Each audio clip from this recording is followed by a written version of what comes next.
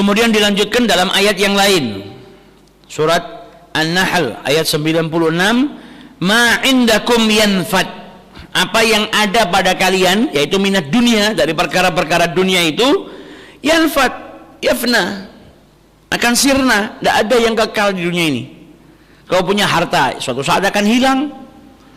Kau punya apapun daripada perkara dunia, yanfad, nggak ada yang kekal. Wa ma indallahi baqin, dan yang ada pada Allah kekal. Apa yang kau lakukan akan diberikan ganjaran oleh Allah Ta'ala, kekal. Al-thawab, al-ajr, yang ada pada dirimu udah kekal. Kau punya harta, kau diam dan kau pegang terus, suatu saat akan hilang. Tapi ketika harta itu kau keluarkan di jalan Allah, maka menjadi kekal. Pahalanya disimpan oleh Allah Subhanahu wa Ta'ala, nanti akan diberikan kepadamu ketika engkau dibangkitkan oleh Allah Subhanahu wa Ta'ala. Tentunya mengeluarkannya dengan ikhlas semata-mata karena Allah Subhanahu wa Ta'ala. Walanajziyanna alladhina sabaru ajrahum bi ahsani ma kanu ya'malun. Dan janjinya Allah apa? Orang-orang itu akan diberikan imbalan oleh Allah atas kesabaran mereka, atas kebaikan-kebaikan yang dahulu mereka lakukan. Janji dari Allah Ta'ala, amal soleh yang Anda lakukan, kesabaran yang Anda lakukan di muka bumi ini, kelak akan diberikan imbalan oleh Allah. Tentunya imbalannya lebih baik, lebih mulia, lebih sempurna daripada imbalannya manusia. Jadi nggak ada orang yang beramal soleh itu sia-sia, nggak. Orang yang beramal soleh kemudian bersabar, sabar bagian daripada amal soleh.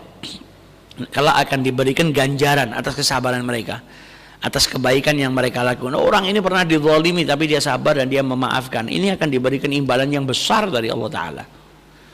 Orang ini pernah disakiti hatinya tapi dia bersabar, dia justru malah berbuat baik kepada orang yang menzalimi dirinya, ada pahalanya yang besar yang disiapkan oleh Allah. Jangan dikira itu balas, kita melakukannya itu free, enggak, akan diganti sama Allah Ta'ala, akan diganti dengan kebaikan yang berlimpah. Dalam ayat yang lain Allah Subhanahu wa Ta'ala berfirman, ulaika yujzauna al-gharfata bima sabaru wa yulaqauna fiha tahiyatan wa salama. Mereka, yaitu orang-orang yang bersabar, akan mendapatkan imbalan dari Allah Ta'ala apa? Al-ghurfata. Ulaika alladzina yujzauna al-ghurfata bima sabaru, atas kesabaran yang dahulu mereka sabari, atas kesabaran-kesabaran yang pernah ada pada diri mereka, mereka akan diberikan oleh Allah al-ghurfata. Apa al-ghurfah di sini maksudnya? Ad-darajatul ulya fil jannah, kedudukan yang tinggi di surganya Allah Subhanahu wa Ta'ala. Bima sabaru, atas apa yang mereka dahulu sabar, yaitu ala ta'atillah, dalam ketaatan kepada Allah Ta'ala. Taat sama Allah, sabar atas gangguan-gangguan atau musibah-musibah yang menimpa dirinya. Dapat apa? Derajat yang tinggi di surganya Allah Subhanahu wa Ta'ala. Dan mereka akan mendapatkan tahiyatan wa salaman, dapat ucapan salam penghormatan dari siapa? Minal malaikah, para malaikat-malaikatnya Allah Subhanahu wa Ta'ala. Jadi ini bisa jadi motivasi buat kita. Ketika kita taat sama Allah, ada cobaan yang datang, ada ujian yang datang, sabar. Terus ingat-ingat, wah ini kalau saya sabar, kalau lulus, saya dapat derajat yang tinggi di surganya Allah Ta'ala. Saya akan dapat VVIP kelas. Jadi supaya memotivasi, daripada saya berontak, ngamuk, malah akhirnya saya nyakitin orang, kesempatan saya dapat derajat yang tinggi hilang, malah saya dosa. Tidak ada bedanya saya sama orang yang berbuat buruk sama saya, podo-podo elek. Dia berbuat buruk kepada saya membalas keburukannya dengan keburukan bodoh. Nah, ayat ini kita ingat, kalau kita sabar dalam ketaatan kepada Allah Subhanahu wa Ta'ala, sabarnya nanti akan diganti oleh Allah dengan apa? Al-ghurfata, yaitu ad-darajatul ulya, derajat yang tinggi di surganya Allah Subhanahu wa Ta'ala. Dalam ayat yang lain surat Az-Zumar Allah Subhanahu wa Ta'ala berfirman, qul ya ibadi alladzina amanu ittaqu rabbakum. Allah berfirman kepada hamba-hambanya yang beriman, ittaqu rabbakum, bertakwalah kepada Tuhan kalian dengan mengerjakan apa yang diperintahkan dan menjauhi apa yang dilarang. Lilladzina ahsanu fi hadhihi dunya hasanah wa ardullah wasi'ah innama yuwaffas sabiruna ajrahum bighairi hisab. Allah perintahkan orang-orang yang beriman bertakwa kepada Allah. Lilladzina ahsanu fi hadhihi dunya, mereka yang berbuat baik di muka bumi ini, di dunia ini, hasanatun, akan mendapatkan kebaikan juga di akhirat, yaitu berupa apa? Surganya Allah Subhanahu wa ta'ala. Jangan berbuat baik di dunia, imbalannya di akhirat dapat kebaikan. Apa kebaikan di akhirat? Al-jannah, surganya Allah Subhanahu wa ta'ala. Wa ardullah wasi'ah, buminya Allah itu luas. Maka di sini diperintahkan fahajaru fiha ila haitsu ta'buduna rabbakum, maka berhijrahlah kalian sehingga kalian bisa beribadah kepada Tuhan kalian. Nah, para sahabat ketika hidup di Mekah mendapatkan banyak gangguan daripada orang-orang kafir Quraisy, sampai akhirnya diperintahkan untuk berhijrah. Mereka nggak bisa nyembah Allah dengan leluasa di Mekah, nggak bisa menegakkan syariatnya Allah. Maka apa? Mereka diperintahkan oleh Allah untuk berhijrah. Mereka rela meninggalkan hartanya, rumahnya, tanah kelahirannya, semata-mata untuk membuktikan cintanya kepada kepada Allah dan Rasulnya. Ini ujian. Innama yuwaffas sabiruna ajrahum, orang-orang yang sabar itu akan diganti sama Allah. Sabarnya mereka akan diberikan imbalan oleh Allah, pahala bighairi hisab, yang nggak bisa terhitung. 1.200.000 ditambah 1.335.000 masih bisa dihitung. Ini nggak bisa dihitung. Pahalanya tidak bisa terhitung. Pahalanya Allah berikan kepada siapa? Orang-orang yang bersabar. Orang-orang yang bersabar itu pahalanya bighairi hisab, tidak bisa terhitung. Saking banyaknya pahala yang diberikan oleh Allah Subhanahu wa ta'ala. Bagi siapa? Orang-orang yang bersabar. Jadi setiap sabar yang kita lakukan itu akan dapat pahala yang berlimpah. Jadi jangan anggap sabar-sabar kita ini kalau kita sedang dapat ujian atau taat sama Allah terus kita sabar, atau menjauhi larangan Allah kita bersabar, itu cuma mengendalikan hawa nafsu saja. Enggak. Selain mengendalikan hawa nafsu, nundukkan nafsu, juga ada pahala yang besar yang tidak terhitung banyaknya yang dijanjikan oleh Allah Subhanahu wa ta'ala. Nah, ini beberapa ayat yang menjelaskan tentang sabar. Kemudian di sini dilanjutkan hadisnya Rasulullah sallallahu alaihi wasallam. An Abi Sa'ad bin Malik radhiyallahu anhuma, diriwayatkan dari Abi Sa'id, namanya Sa'ad bin Malik radhiyallahu anhuma. Dia berkata, anna nasan minal ansari sa'alu Rasulullah sallallahu alaihi wasallam fa'atahum. Ada orang-orang Ansar yang minta sesuatu kepada Rasulullah. Jadi dia minta sesuatu kepada Nabi Muhammad, fa'atahum, maka kemudian mereka diberikan sama Nabi Muhammad. Nabi memberikan mereka apa yang mereka minta. Mereka fakir, butuh bantuan, minta sama Nabi, dikasih. Tsumma sa'aluhu fa'atahum, kemudian mereka minta lagi, dikasih lagi sama Nabi. Hatta nafida ma indahu, sampai yang ada pada Nabi Muhammad itu habis. Jadi Nabi Muhammad itu termasuk daripada akhlaknya apa? Enggak nolak orang yang minta. Ada yang minta dikasih, ada yang minta dikasih, ada yang minta dikasih, sampai yang ada pada Rasulullah itu habis. Dan Nabi Muhammad berkata kepada mereka ketika menginfakkan, ketika memberikan sesuatu kepada mereka dengan tangannya, Nabi Muhammad berkata kepada mereka, ma yakun indi min khairin falan addakhirahu ankum. Nabi nggak pernah nyimpen. Kalau ada sesuatu dari sesuatu yang baik sama Nabi, ada yang minta dikasih. Tidak ada yang disimpan sama Nabi, atau rombongan ini tidak dikasih, nanti Nabi mau ngasih yang itu, tidak. Tidak ada yang saya simpan. Dan Nabi kemudian berkata, wa may yasta'fif yu'iffahullah wa may yastaghni yaghnihillah wa may yatasabbar yusabbirhullah wa ma u'tiya ahadun ata'an khairan wa awsa'a minas sabri. Jadi beliau ini adalah orang yang sangat dermawan. Ya, Nabi Muhammad itu dijelaskan karena Rasulullah sallallahu alaihi wasallam ajwada bil khairi minar rihil mursalah. Orang yang sangat dermawan. Kalau memberikan sesuatu nggak takut miskin. Ada yang pernah diberikan sama Nabi Muhammad kambing banyaknya satu lembah. Bukit sama bukit, di tengah-tengahnya lembah. Itu ada kambing banyak di situ sama Nabi diberikan kepada seseorang. Sampai orang itu pulang berkata kepada kaumnya apa? Saya ini datang dari seseorang yang kalau bersedekah tidak takut miskin. Kalau kita punya harta banyak, walaupun banyak kita masih petung. Wah, duitku nang ATM 20 yuta, kini tak keke kuwi sing njaluk bantuan 1 yuta tinggal 19 yuta. Masih petung padahal 19 juta itu sudah banyak. Kelongnya cuma sithik. Tapi kalau Nabi Muhammad ketika memberikan sesuatu enggak takut miskin. Makanya beliau adalah ajwada bil khair, orang yang paling dermawan dalam kebaikan. Kalau memberi wa kana yu'ti ata'an man la yakhshal faqra, orang yang memberikan pemberian yang tidak takut miskin. Kalau memberikan pemberian tidak takut miskin itu artinya kalau ngasih banyak ya tidak bingung. Nah, itu kedermawanan Nabi Muhammad sallallahu alaihi wasallam. Tapi di samping itu Nabi Muhammad juga mendidik para sahabat-sahabatnya apa? Alal afafi wal istighna, supaya tidak melakukan perbuatan yang di situ haram, dosa, dan supaya mereka itu yastaghni anin nas, merasa cukup dari manusia, gak ngemis, gak minta-minta. Wa anna ma indallahi khairun wa abqa, dan ngajarkan kepada para sahabatnya yang ada pada Allah itu pasti lebih baik dan lebih kekal daripada apa yang ada daripada perkara-perkara dunia. Dalam hadis ini diriwayatkan orang-orang Ansar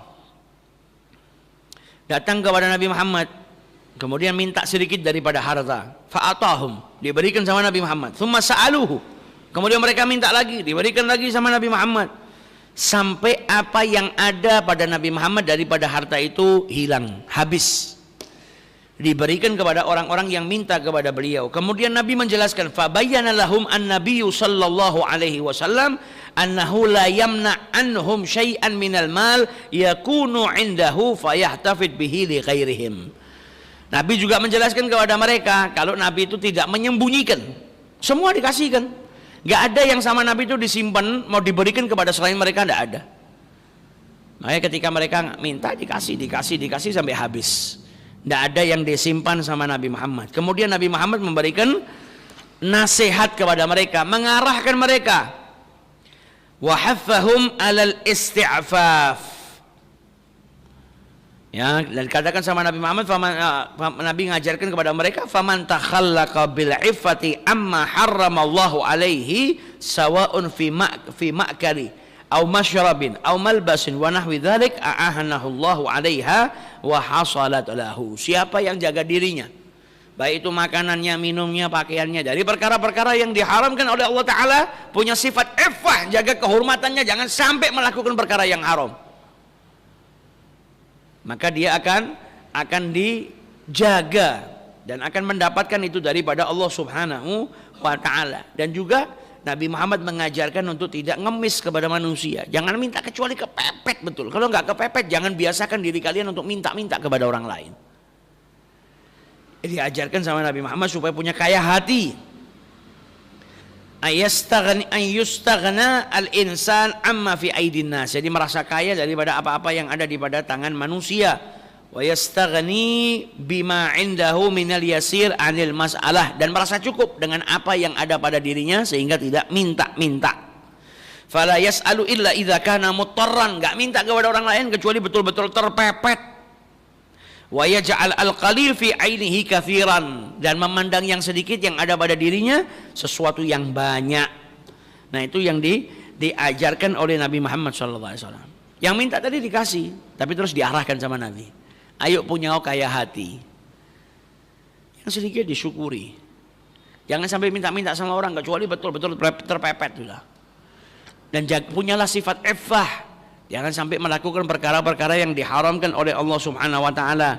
Wa may yatasabbar yusabbirhullah.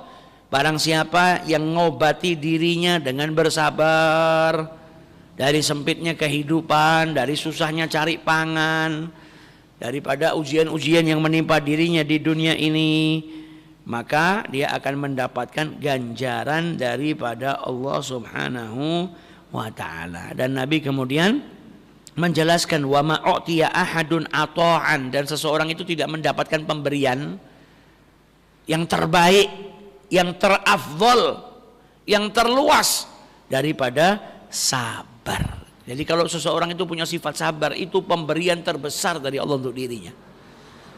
Katakan sama Nabi Muhammad, ini akhlak yang paling agung, akhlak yang mulia. Kau diberikan sama Allah mobil, harta, masih kalah sama sabar.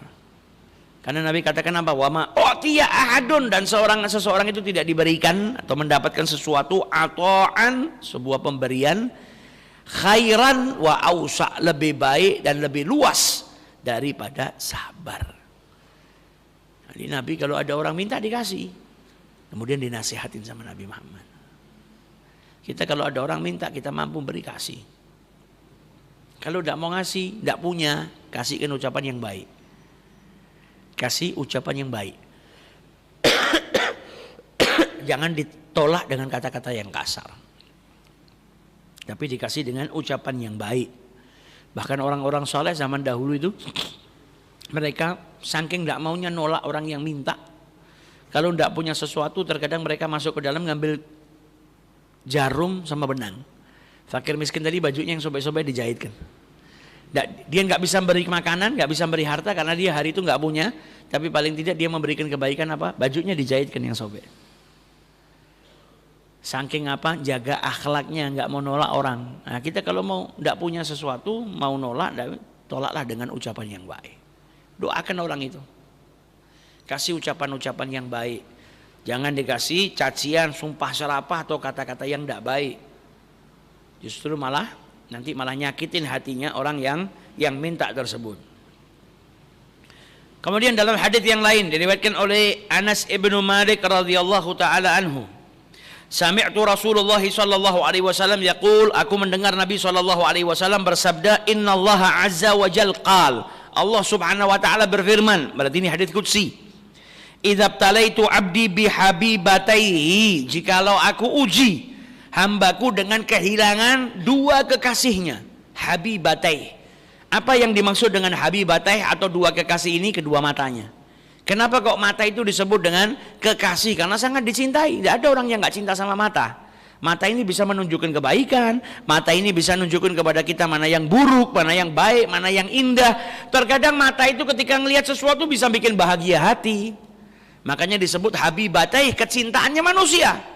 Kata Allah Ta'ala, jikalau saya memberikan ujian kepada seorang hamba dengan kehilangan kedua matanya, tiba-tiba kedua matanya nggak bisa ngelihat, fasabara, kemudian dia bersabar atas musibah yang menimpa dirinya, awattuhu minhumal jannah, maka aku gantikan dengan kehilangan kedua matanya tadi surga. Kalau orang diuji sabar, maka ganjarannya dari Allah, gantinya apa? Surganya Allah Subhanahu wa Ta'ala. Ujiannya berat, kehilangan kedua mata, tapi kalau dia sabar atas kehilangan dua mata tadi, gantinya dari Allah apa? Surganya Allah Subhanahu wa Ta'ala. Begitu juga dengan seorang wanita yang dikatakan oleh Ibnu Abbas. Sayyidina Abdullah Ibnu Abbas berkata kepada Atha Ibnu Rabah, mau tidak kau saya tunjukkan perempuan min ahlil jannah, masih hidup di dunia tapi sudah dapat jabatan. Ini perempuan penduduk surganya Allah. Bala, mau mana? Itu loh perempuan yang kulitnya hitam. Imra'atus sauda. Perempuan yang kulitnya hitam itu perempuan min ahlil jannah. Kok bisa? Maka dijelaskan oleh Ibnu Abbas, ini dulu perempuan pernah datang sama Nabi minta doa, dia sakit. Supaya dapat kesembuhan. Apa sakitnya? Kejang, ayan. Dan kalau sedang kumat ayannya sampai aurat itu terbuka. Auratnya tersingkap karena kejang. Dia minta didoakan sama Nabi. Nabi kemudian ngasih dua pilihan. Kalau kau mau saya doakan dapat kesembuhan, saya doakan. Dan doanya Nabi mustajab. Tapi kalau kau mau bersabar atas ujian yang Allah berikan kepada dirimu, penyakit yang menimpamu ini, walakil jannah, maka engkau akan mendapatkan surganya Allah. Maka perempuan tadi lebih milih apa? Sabar. Imbalannya surga, maka dia bilang sabar. Saya pilih sabar ya Rasul, tapi doakan saya kalau saya sedang kumat, penyakit saya ini datang kumat, aurat saya tidak tersingkap, maka didoakan oleh Rasulullah Sallallahu Alaihi Wasallam. Nah, ini dalam hadis qudsi Allah Subhanahu Wa Taala berfirman, orang yang diuji sama Allah kehilangan kedua matanya, kemudian dia bersabar, awattuhu minhumal jannah, gantinya dari Allah apa? Surganya Allah Ta'ala. Maka setiap musibah yang menimpa diri kita, kalau kita bersabar, ganjarannya besar. Memang sabar itu enggak gampang, karena hadiahnya dari Allah juga besar. Sesuatu yang besar itu enggak mudah. Tapi kalau manusia mau, ya dia akan dibantu sama Allah Ta'ala. Kalau sudah Allah yang membantu dia untuk bersabar, bisa dia bersabar. Nah, karena dapat imbalannya juga besar daripada Allah Subhanahu Wa Ta'ala. Bahkan Imam Syafi'i itu dulu beliau pernah sakit. Apa sakitnya? Bawasir. Apa itu bawasir? Yang keluar darah dari duburnya. Ambeien. Ambeiennya parah. Sampai suatu saat tuh beliau pernah menulis kitab dan keluar darahnya dari bawah. Jadi parah ambeiennya.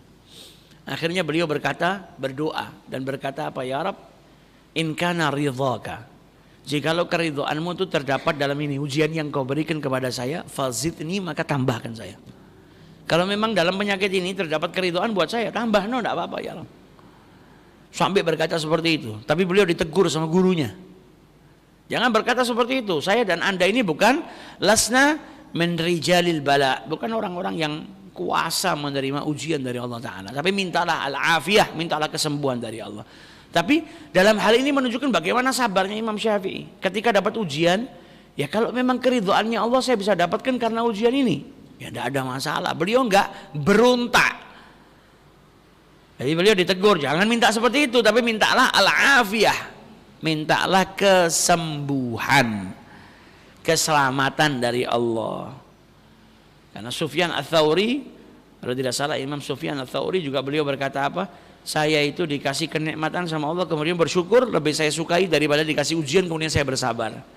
Karena saya takut apa? Takut kufur dan saya enggak menyadarinya. Lebih baik saya dikasih nikmat saja, tak jadi orang-orang yang bersyukur kepada Allah atas kenikmatan yang Allah berikan, daripada harus dikasih ujian kemudian bersabar.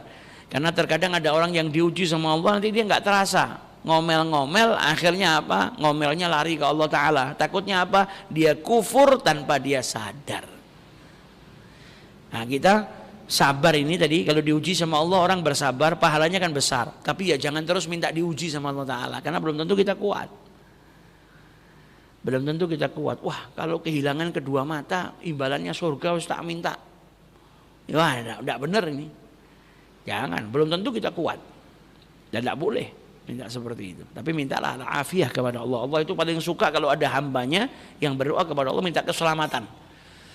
Jadi jangan lupa tiap hari berdoa minta sama Allah, Allahumma inna nas'aluka al-afwa wal afiyah. Minta ampunan, maaf dari Allah dan minta al-afiyah.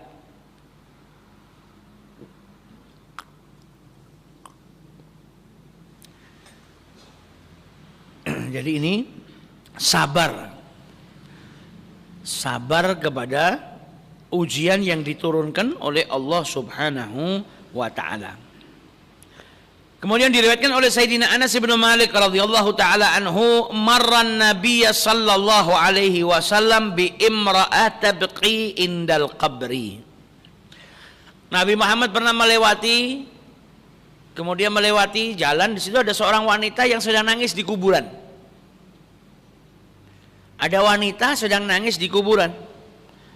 Dalam riwayat dikatakan sabiyah, dia punya anak kecil yang meninggal dunia. Dimakamkan, kemudian namanya ibu, nangis. Dia nangis di kuburnya. Maka Nabi ketika ngelihat seorang wanita yang sedang nangis di kuburan, maka Nabi berkata kepada wanita tersebut, ittaqillah wasbiri. Bertakwalah kepada Allah dan sabarlah.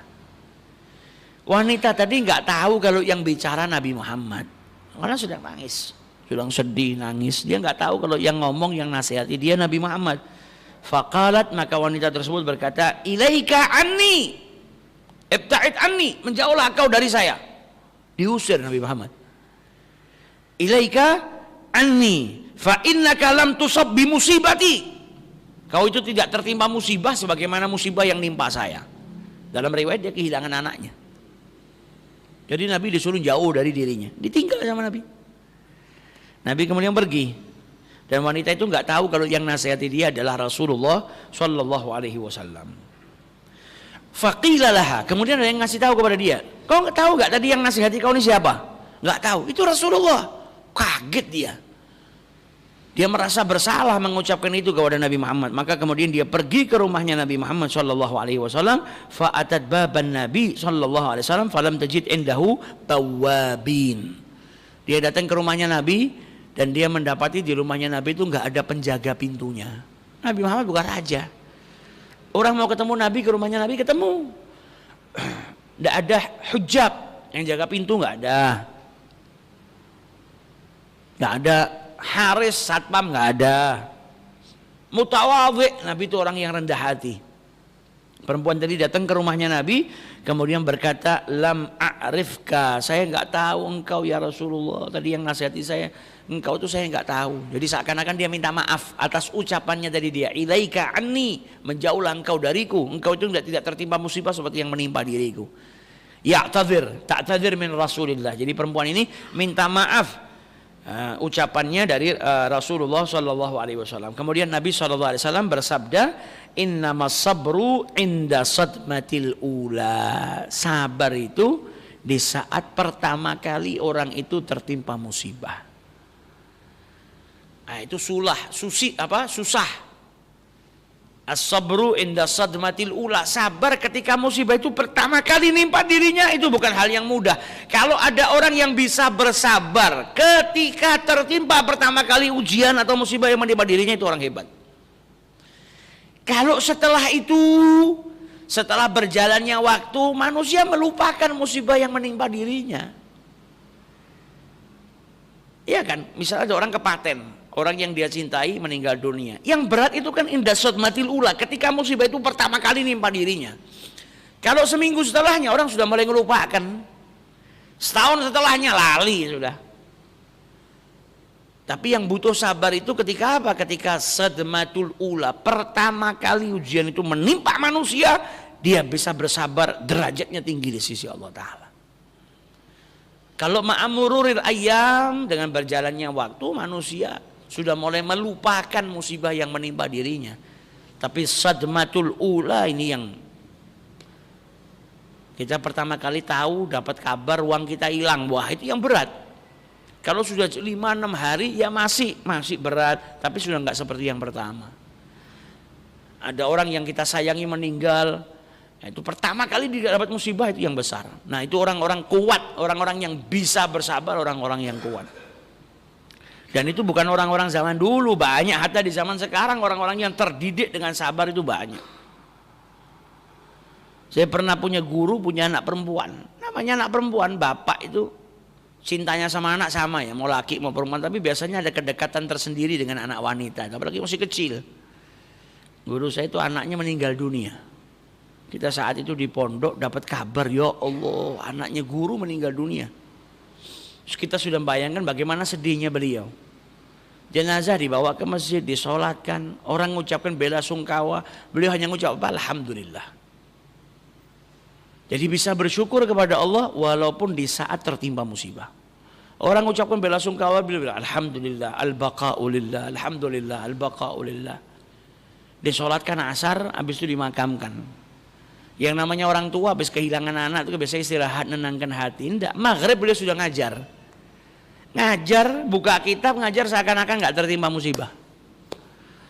Nah, ini as-sabru inda sadmatil ula, ketika orang bisa bersabar fi bidayatil musibah, dalam permulaan musibah itu nimpa diri, itu orang yang hebat. Bisa bersabar di saat itu. Dan banyak orang-orang seperti itu, banyak, bukan nggak ada. Jangan kita anggap oh yang bisa seperti itu para sahabat Nabi, orang-orang yang hidup di zaman as-salafus saleh, ya enggak. Masih banyak orang-orang yang terdidik bisa bersabar inda satmatil ula. Jadi Nabi Muhammad tadi memberikan arahan sama perempuan tadi. Kau tertimpa musibah, sabar. Bersabarlah kepada Allah Subhanahu wa taala. Tentu yang ditentukan sama Allah itu yang terbaik. Tentu yang ditentukan oleh Allah Subhanahu wa taala itu yang terbaik. Kemudian diriwayatkan dari Abi Yahya Suhaib bin Sinan Ar-Rumi, sahabat Nabi yang bernama Suhaib ibnu Sinan Ar-Rumi radhiyallahu taala anhu, dia mendengar Rasulullah sallallahu alaihi wasallam bersabda, ajaban li amril mu'min, perkaranya orang yang beriman itu semuanya menakjubkan. Kenapa? Inna amrahu kullahu lahu khair, perkaranya orang-orang yang beriman itu semuanya baik. Walaysa dzalika li ahadin illa lil mu'minin, dan ini enggak diberikan kecuali kepada orang-orang yang beriman kepada Allah. In asabathu sarra syakar, kalau tertimpa sebuah kenikmatan, dapat nikmat, dia bersyukur, fakana khairan lahu, maka itu baik bagi dirinya. Wa in asabathu dharra, kalau sedang dapat ujian, tertimpa musibah, sabara, dan dia bersabar, fakana khairan lahu, maka itu baik bagi dirinya. Jadi perkaranya orang beriman ini semuanya baik, karena manusia itu hanya hidup dalam dua keadaan, dikasih nikmat atau dikasih ujian. Kalau pas dikasih nikmat dia syukur, itu baik. Kalau sedang diberi ujian sama Allah Ta'ala, dia sabar, itu baik bagi dirinya. Manusia itu kalau nggak sehat ya sakit. Kalau sedang sakit sabar, baik.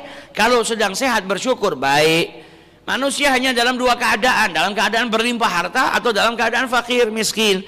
Kalau sedang dikasih miskin sama Allah, dia sabar, baik bagi dirinya. Kalau sedang berlimpah harta, dia bersyukur, baik bagi dirinya. Nah, ini perkara-perkaranya orang yang beriman, semuanya baik. Ajaban li amril mu'min, kata Nabi Muhammad, menakjubkan perkaranya orang beriman. Jadi kalau kita sedang susah, sabar, supaya kesusahan itu baik bagi diri kita. Kenapa kita sabari? Kalau kita sedang dikasih nikmat sama Allah Ta'ala, syukur, supaya apa? Kenikmatan itu baik bagi diri kita. Karena apa? Kita gunakan untuk bersyukur kepada Allah Subhanahu wa Ta'ala. Dan diriwayatkan oleh Abi Sa'id dan juga Abi Hurairah radhiyallahu taala anhuma dari Nabi sallallahu alaihi wasallam, Nabi bersabda, ma yusibul muslim min nasabin wala wasabin wala hammin wala husnin wala adza wala ghammin hatta syaukah yushakuha illa kaffarallahu biha min khatayahu. Seorang muslim itu tidak tertimpa sebuah musibah, mau besar musibahnya atau kecil. Pokoknya muslim itu tidak tertimpa sebuah musibah, mau itu kecil mau itu besar. Bahkan di sini detailnya disebut sama Nabi musibah-musibah yang kecil. Seperti apa? Kesusahan, kepayahan, kecapean, kesedihan, kesumpekan, sesuatu yang menyakiti dirinya, bahkan sebiji duri yang menusuk dirinya. Terkecuali musibah-musibah tadi, ujian-ujian tadi akan menjadi pelebur daripada dosa-dosanya. Tentu dosa di sini dosa yang kecil. Karena kalau dosa besar harus taubat. Jadi dosa-dosa kecil itu bisa hilang dengan apa? Kalau seorang mukmin itu tertimpa musibah. Musibahnya harus besar, enggak? Duri yang kau injak, sakitnya seberapa sih? Kayak dicokot semut kan? Ketika kau tertimpa musibah dengan tertusuk duri tadi, dosa-dosamu diampuni sama Allah. Kau sedih, dosa-dosamu diampuni sama Allah. Kau payah, dosa-dosamu diampuni sama Allah. Kau sumpek, dosa-dosamu diampuni sama Allah. Jadi di balik ujian masih ada rahmatnya Allah. Apa? Orang yang tertimpa ujian tadi diampuni dosanya oleh Allah Subhanahu wa Ta'ala. Maka Allah Subhanahu wa Ta'ala itu maha pengasih lagi maha penyayang kepada kita. Kita diuji sama Allah untuk diampuni dosanya, bukan untuk dihukum, tapi untuk diampuni dosanya. Kasih sumpah, kasih sakit, kasih sedih, untuk apa? Ngampunin dosa kita. Dan manusia itu terkadang butuh diuji. Untuk apa? Ngingetkan. Sehat, kesehatannya dipakai nggak benar, kasih sakit. Dosanya ketika dia berbuat tidak benar tadi diampunin, kemudian dia sadar, ya Allah enaknya sehat. Selama ini kok saya nyanyiakan sehat. Sekarang saya mau wudhu katuan, mau wudhu meh sholat katuan orang kuat. Kenapa waktu saya sehat dulu saya tidak wudhu, tidak sholat? Nah ini kadang manusia butuh dikasih ujian untuk ngeleng biar sadar. Maka dibalik sebuah penyakit yang menimpa kita itu ada pelajaran besar, ada kenikmatan juga. Kita sakit tuh pada hakikatnya diampunin dosa kita. dan menjadikan kita itu bersandar kepada Allah. Sakit itu kadang ngeling loh. Dan kalau ulama-ulama tasawuf yang besar itu nganggap sakit itu sebuah anugerah. Karena apa? Menjadikan manusia nggak kufur. Eling nek awaiku hamba Allah. Kata para ulama, Fir'aun itu nggak pernah sakit. Fir'aun itu nggak pernah sakit. Akhirnya ngaku kalau dirinya Tuhan. Andai kata Fir'aun sakit, dia butuh kesembuhan, dia ngerasa dirinya lemah. Makanya kita kalau sakit, biar jauh daripada sifatnya Fir'aun tadi, merasa kuat, merasa nggak butuh. Sakit, ya berobat. Setelah itu kita bersyukur kepada Allah, dieling no ya Rab, alhamdulillah panjenengan masih ngeling ke kula. Kalau saya itu hamba yang lemah, gak ada yang bisa menyembuhkan saya kecuali Engkau ya Rab. Engkau mengingatkan saya akan nikmatnya sebuah kesehatan. Dan ternyata di balik rasa sakit atau sakit yang menimpa saya ini ada ampunan darimu ya Rab, lakal hamdu ya Rab. Bisa bersyukur kepada Allah Subhanahu wa ta'ala. Jadi mulai hari ini kita ingat hadisnya Nabi ini. Begitu kita pusing sedikit, minum obat, tapi bersyukur alhamdulillah. Pusing, sakit sedikit, tapi gugurkan dosa saya. Nah, tujuannya supaya apa? Kita berlapang dada, bisa sabar, terus tidak ngelaknat penyakit. Manusia itu kalau sudah tidak bisa sabar, akhirnya nanti penyakit dicaci maki. Pusing model apa? Tak ini obat iki ora mari-mari. Akhirnya pusingnya dibisu-bisui. Tidak sembuh, tambah ngeluh. Misui penyakit itu bukan nyembuhkan menjadi penyakit, enggak, malah tambah sakit malahan. Makanya ingat sabdanya Nabi Muhammad, biar kita sabar menerima apa yang ditentukan oleh Allah Subhanahu wa ta'ala. Sayyidina Ali bin Abi Thalib karramallahu wajhah, beliau berkata, "I'lamu anna sabra minal umuri bimanzilatir ra'si minal jasad." Sabar atas perkara, sabar itu di dalam perkara itu derajatnya seperti kepala di tubuh. Sebagaimana manusia nggak bisa hidup tanpa kepala, tubuhnya akan hancur tanpa kepala. Begitu juga kalau ada orang punya masalah, tidak sabar, masalahnya hancur. Jadi derajatnya sabar di setiap masalah itu seperti kepala pada tubuh manusia. Kalau kepalanya hilang, manusianya mati.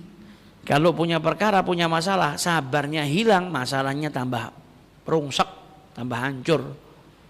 Maka butuh sabar dalam setiap permasalahan. Dikatakan oleh Ibnu Mas'ud radhiyallahu taala anhu, al-imanu nisfan. Iman itu ada dua bagian. Nisfun sabrun, bagian pertama sabar, wa nisfun syukrun, dan bagian keduanya syukur. Kasih nikmat syukur, kasih ujian sabar. Abu Hatim rahimahullah beliau berkata, as-sabru jima'ul amri, sabar itu penyatu segala permasalahan. Wa nizamul hazmi, yang mengatur keteguhan hati atau menjadikan keteguhan hati itu teratur. Wa da'amatul agli, dan jadikan manusia pikirannya jernih. Wa badrul khairi, membuahkan kebaikan. Wa hilatu man la hilatalah.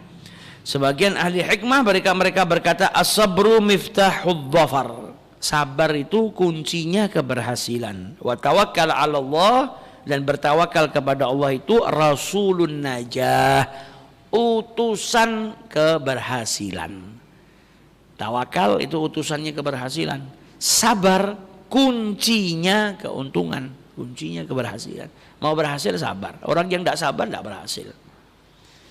Dan Sayyidina Ali bin Abi Thalib karramallahu wajhah beliau berkata, as-sabru sabran, sabar itu ada dua. Sabrun ala ma takrah, sabar atas sesuatu yang tidak kau sukai. Wa sabrun amma tuhib, dan sabar atas sesuatu yang kau cintai. Mencintai sesuatu ya butuh sabar juga. Dan sabar atas sesuatu yang tidak kau sukai, dikasih sakit, sabar, gak suka. Nah itu butuh sabar. Jadi dalam segala permasalahan dibutuhkan sabar. Maka jangan sampai kesabaran itu hilang pada diri kita, karena hanya akan merusak perkara-perkara yang sedang menimpa kita. Semoga Allah jadikan kita orang-orang yang bersabar, orang-orang yang taat kepada Allah Subhanahu wa taala, yang tidak berontak dengan apa yang ditentukan oleh Allah taala. Semoga kita diberikan al-afiyah, diselamatkan oleh Allah Subhanahu wa taala di dunia sampai di akhiratnya Allah Subhanahu wa taala. Amin ya rabbal alamin. Wallahu a'lam.